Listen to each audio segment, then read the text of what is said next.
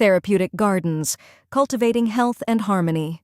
Therapeutic gardens have become popular in areas such as mental health, addiction rehabilitation, or the social inclusion of older adults. These spaces are designed to be accessible, quiet, and conducive to contemplation, often integrating raised terraces and sensory paths with aromatic or medicinal plants. The principle of observation, applied in a therapeutic garden, goes beyond productive logic. Here you can see how each person reacts to contact with the earth, how smells and textures awaken memories, or how collaboration to plant and water creates bonds of solidarity between people who have never worked together before. In many therapeutic garden programs, planting and growing activities are combined with relaxation, art therapy, or mindfulness exercises. It is about fostering the connection with nature in its most intimate dimension. Sowing a seed becomes an act of hope, and the daily care of plants reinforces the sense of purpose and responsibility. The mere fact of observing the process of germination and growth, or seeing a garden bed bloom, awakens in people a feeling of achievement and belonging. If an element of cooking and healthy eating is added, the experience closes by tasting the fruits of a shared effort, once again underlining the importance of natural cycles and collaboration, integration of observation into everyday life. To cultivate empathy and connection with nature, it is not always necessary to undertake large-scale activities. A key factor lies in incorporating observation into the daily routine. Encouraging adults to keep a field diary where they write down the birds they see from their window, the date on which the first flowers bloom in their garden, or the changes in the color of the sky throughout the year, opens a space of consciousness and presence. When the habit of observing is assimilated, discoveries emerge that transform the perception of nature. Suddenly, you no longer ignore the bird's song at dawn, but instead look for its name and learn about its life cycle. Likewise, observation routes can be created within the city, walking without headphones, without rushing, paying attention to the cracks in the sidewalks where small plants emerge, or to the alignments of urban trees to understand which species best adapt to the local environment. These types of daily practices, which can be transmitted in workshops or practical guides, strengthen emotional connection and foster respect for biodiversity, even in highly humanized environments. Empathy as the basis of transformative action, the reconnection with nature through the principle of observation not only affects individual sensitivity, it often constitutes the initial driving force that pushes people to get involved in concrete actions of protection and regeneration. By appreciating the beauty and complexity of an urban stream, cleaning and reforestation groups can be organized on its banks. If the fragility of a park's soils is understood, it is possible to promote composting campaigns and planting native plants to reinforce their fertility. In this way, empathy stops being a merely contemplative attitude and becomes a pillar on which to build collective projects of real impact. In short, promoting empathy and connection with nature in adult education not only contributes to people's mental and emotional health, but also lays the foundations for active citizenship. By assuming that each small gesture of observation can be expanded with activities such as permacultural hiking, compost workshops, or therapeutic gardens, a network of links is being weaved that unites the individual with the community and the social with the ecological. When this process takes root, permaculture transcends the space of the classroom or the farm to influence the way we perceive and care for the world, building a fabric of solidarity and respect for life in all its forms. 2.8 Permaculture Tools and Methods. Practical examples for adult learners. Throughout the previous sections, we have seen how permaculture connects ecological regeneration with social transformation, especially when its application is aimed at adults who seek practical tools to enrich their communities and environments. However, to take permaculture from ideas to action, it is necessary to have a set of tools and methods that facilitate the design process, the organization of projects, and the implementation of specific initiatives.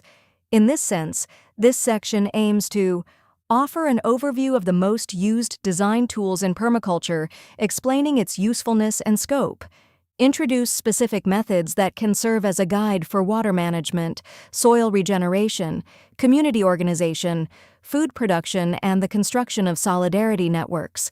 Propose examples and pedagogical dynamics that allow adults to learn by doing so that they progressively join projects of varying scale and complexity. This compendium of tools is based on the premise that permaculture transcends the use of isolated techniques. It is, above all, a design system that integrates ecological, social, and economic solutions. Consequently, each method described here not only responds to an ecological need, such as regenerating soil or managing water, but also adapts to different training contexts and communities, respecting their cultural realities and available resources. YouTube video, Tools for Designing Change/Permaculture Design for People and Society. 1. Design Tools, From Theory to Practice. A. Ritual. Several authors have proposed acronyms to guide the design process in permaculture, one of the most widespread being OBREDIM. Observation. Collect information from the natural and social context, climate, soil, local culture, etc. Balance/boundaries. Define objectives and limits. Resources. Identify what is available in terms of materials, knowledge, networks, financing. Evaluation. Analyze information to prioritize needs and opportunities. Design. Draw up concrete plans, establishing the phases and techniques to use. Implementation. Execute planned actions. Maintenance/monitoring. Observe results and adjust design as new data is received. This scheme is very useful for adult learners because it provides clarity and structure. Each phase becomes a learning module where theory is combined with immediate practices, for example, making a map of the place, making a list of existing resources, or designing a pilot garden. B. Analysis of zones and sectors. Although they have already been mentioned in previous chapters, the analysis of zones and sectors is again central in this section, since it is one of the first tools taught in any permaculture training. For medium or large-scale community projects, it allows infrastructure to be located with ecological and social criteria, intensive farming areas, wild areas, access trails, etc. For adult learners who are starting out, it is extremely pedagogical to carry out a mapping exercise. Draw the plot, the neighborhood, or the farm. Identify the sectors that influence, dominant winds, water, noise, pollution sources. Propose zoning. Zone 0, housing or nerve center. Zone 1, nearby garden for daily maintenance, to Zone 5, conservation area. This process involves both the observation, like the active participation of those who inhabit the place, and promotes collaborative learning. C. Natural patterns and pattern-based design. The use of patterns such as spirals, branches, or natural mosaics helps create designs that imitate the efficiency of nature. In the training context with adults, carrying out pattern identification exercises, for example, analyzing the way plants are grouped in a forest edge, observing the direction of the wind or the slope of the terrain, develops the systemic view. By applying these patterns to the design of a garden, an edible forest, or even to the planning of common spaces, the idea that nature is the main teacher is reinforced. 2. Tools and methods for soil regeneration and water management. A. Composting and vermiculture techniques. We have already described composting as an essential part of permaculture. However, for adult audiences, it is very motivating to see the variety of composting systems that exist. Domestic composters, cubes or containers adapted for small spaces, ideal for urban homes.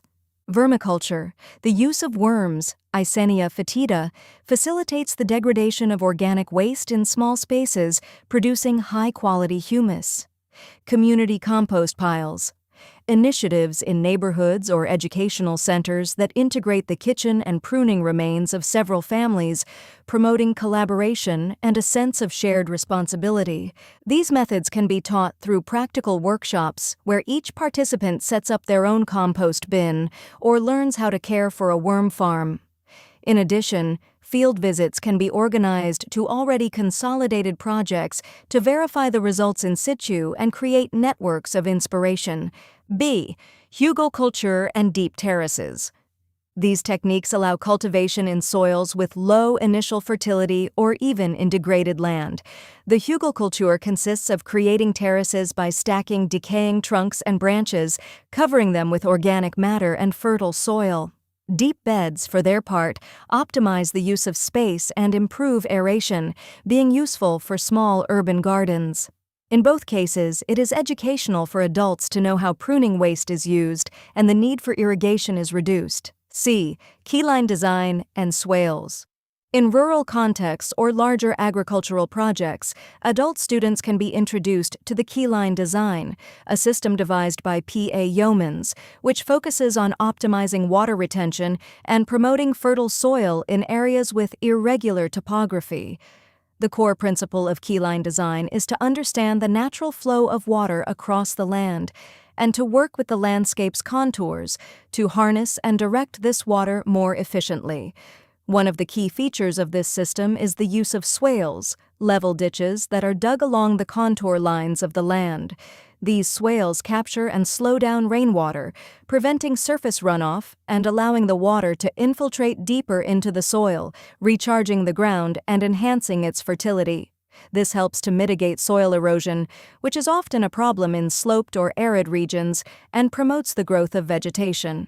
Additionally, keyline plowing is employed to open the soil and create channels that further encourage water retention.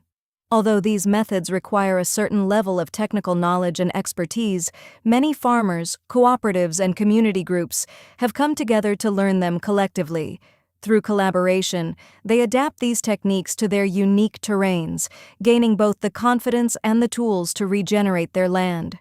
The great advantage of keyline design is its ability to revitalize arid and degraded soils, reducing erosion and fostering long-term soil health and productivity. By implementing these techniques, regions that once struggled with poor soil quality and water scarcity can gradually restore their ecosystems, making them more resilient and sustainable in the face of climate change. 3. Tools for organization and collective action. A. Participatory methodologies and sociocracy. If permaculture seeks to regenerate both the land and human relationships, organizational and decision-making methodologies are essential. Sociocracy, for example, establishes work circles with relative autonomy, encourages consensus, or the absence of major objections, and incorporates regular review and accountability mechanisms. For adults with prior experiences of rigid hierarchies or exclusion, working with sociocracy can be liberating, offering a more democratic and inclusive structure. It also provides a framework for collective decision-making, ensuring that all voices are heard and that actions taken reflect the needs and values of the community. Through sociocracy, communities can create a more equitable and effective way of organizing, which can be especially beneficial in projects focused on regeneration, sustainability, and social justice. B. Exchange of knowledge and time banks. In addition to participation in assemblies, permaculture promotes the creation of local exchange networks for goods, services, and knowledge. Time banks are particularly valuable tools, as they establish an alternative economy based on the exchange of work hours instead of money. This can be a game changer for adults with limited financial resources, as it opens doors to job opportunities, apprenticeships, and collaborative projects that might otherwise be out of reach. By allowing individuals to trade their time, skills, or labor, time banks not only foster a culture of cooperation, but also complement the ideals of a solidarity economy, fostering equity and mutual support within the community. C.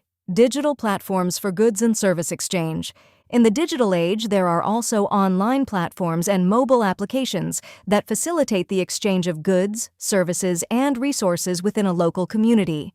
Apps such as Olio or FreeCycle allow people to give away or exchange surplus goods such as food, tools, or plants, which helps to reduce waste and build more sustainable systems.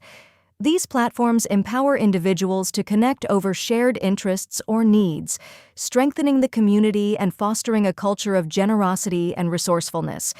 Additionally, they can be particularly useful for those looking to minimize the environmental impact of long supply chains by promoting the reuse of local resources, reducing the carbon footprint of transport, and ensuring that essential goods remain accessible to everyone.